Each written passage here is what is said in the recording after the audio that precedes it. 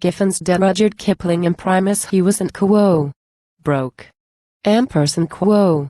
Thereafter left his regiment and, later, took to drink. Then, having lost the balance of his friends, ampersand quo. Went Fonti and quo.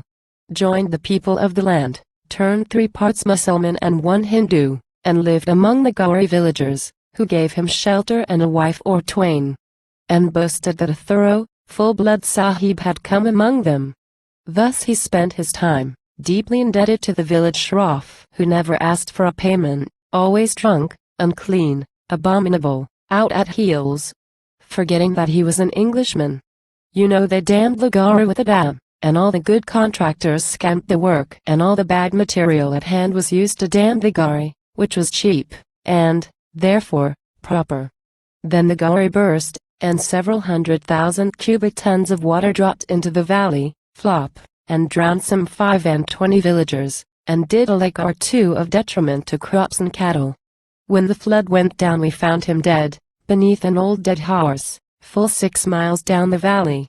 So we said he was a victim to the demon drink, and moralized upon him for a week, and then forgot him. Which was natural.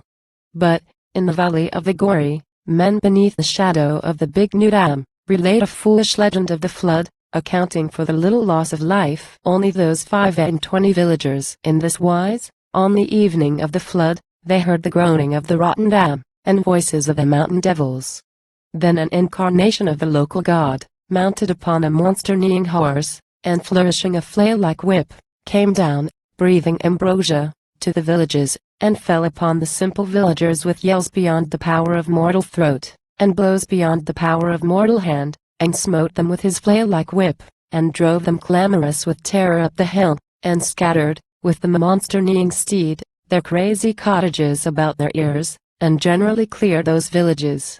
Then came the water, and the local god, breathing ambrosia, flourishing his whip, and mounted on his monster-kneeing steed, went down the valley with the flying trees and residue of homesteads, while they watched safe on the mountainside these wondrous things, and knew that they were much beloved of heaven.